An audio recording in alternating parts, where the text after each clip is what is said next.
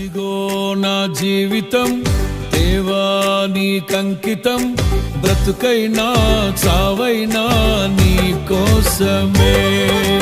ఇదిగో నా జీవితం దేవా నీకంకితం, బ్రతుకైనా చావైనా నీ కోసమే. నాకున్నది నీ ఒక్కడివే, నే బ్రతికేందుకు నీ ప్రేమ చాలయ్యా. ఆరాధింతును నా పూర్ణ హృదయముతో, నిన్ను ఘనపరతును